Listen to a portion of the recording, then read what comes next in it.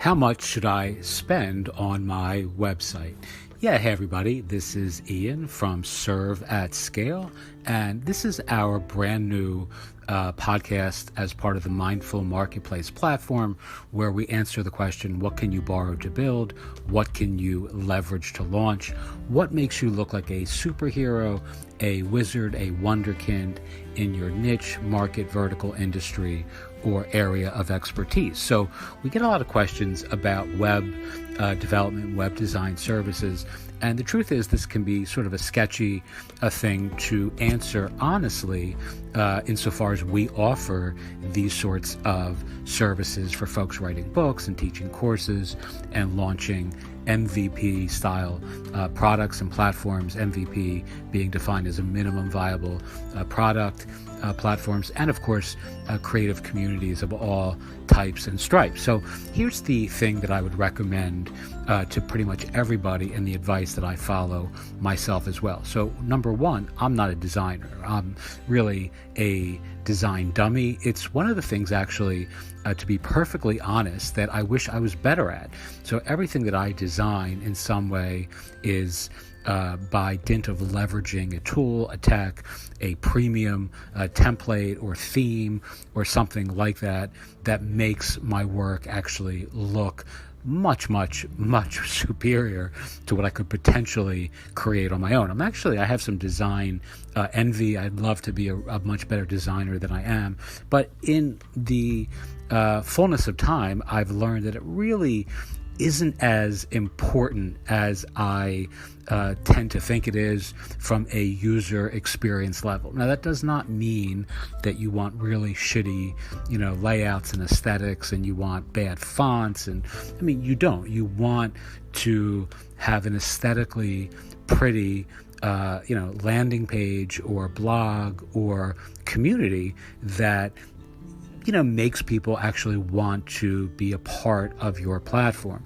But you don't want to be so picayune and so attentive to the small points of the design, especially when it comes to paying for expensive web designers or web developers. It's really something I'd much rather see people spend the money on marketing or cultivating a community or advertising, in particular Facebook and places like that. You'll get far more or far better return on investment using, having a relatively simple but pretty website, and again, using very simple, themes and templates that are pleasing to the eye, but that don't have a lot of complicated design elements built into them. And the recommendation that I would make first is, if you're building a landing page or testing a minimum viable product sort of launch, use something like Carrd. Carrd is a really, really affordable. I think it's like $20 a year, $10 a year, something like that on their base plan, which gives you, I believe, a couple cards, a couple website pages, landing pages. We actually pay for, like maybe 300 cards on the pro plan, whatever the highest plan is. I have several accounts with Carrd, and it gives us access to all these premium templates, and we've had premium templates developed that really convert really super well. They're easy to edit, so they have this very DIY kind of affectation, and you can do them yourself and make them look really good. Again, I'm a dummy when it comes to landing page design, yet I've designed landing pages using Carrd that just look great, and I've got lots of compliments on them, and people have purchased design services from us by, again, virtue of landing pages that I've done using Carrd, that then other people in our extended community have actually then done the design for those clients, but predicated on things that I've done, and I'm certainly not a designer. If you look at our Ghost blog, for an example, community.mindfulmarketplace.com, you'll see what I think is a pretty well-designed Ghost membership community, a blog community that's running on the Ghost CMS. Again, I just bought a premium design, a theme from a designer. And that's available on ThemeForest, so it's not even like a expensive purchase.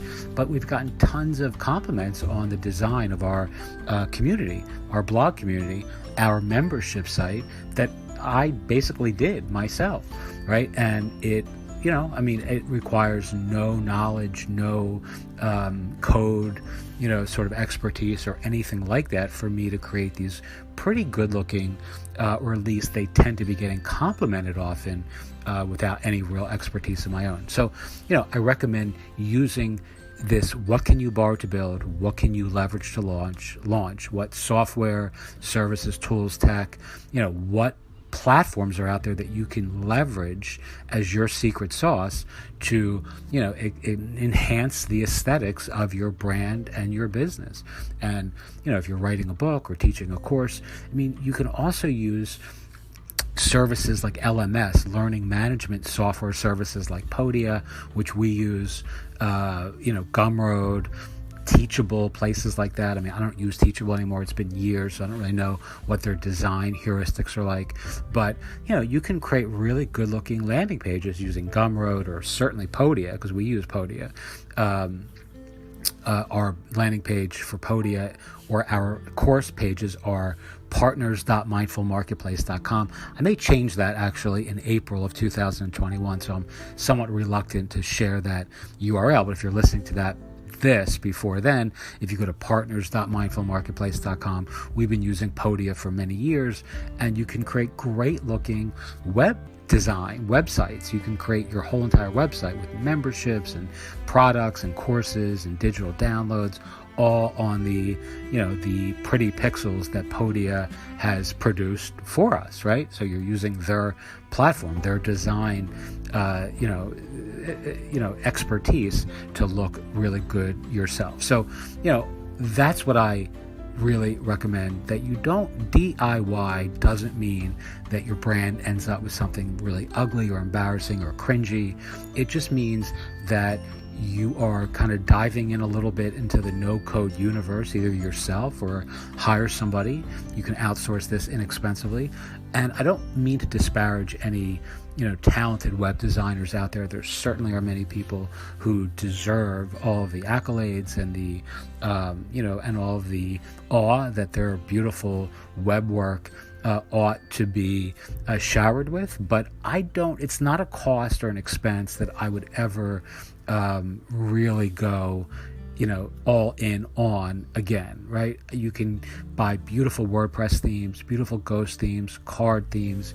If you know any HTML or know someone who does, you can create great looking landing pages using HTML, using themes and designs that are out there, and just modify them for your own needs. You can use LMS software services like we just discussed, like Gumroad and Podia and Kajabi, and there's a lot of them. We use Pathwrite as well, which is beautiful. Buy Me a Coffee is free. Their product pages are beautiful. All this can be done without any budget whatsoever. It's actually built in or baked in to the service that you're using. So those are my thoughts, about web design. Is it dead? Is it still an expense worth investing in? And I don't want to say no, because I don't want to be disparaging to folks who are making a living that way. But if you are on a budget and you're launching something that you're excited about, please don't overspend on the web design element of your blog, your brand, or your business, because it's money that's not as well spent as you think it is.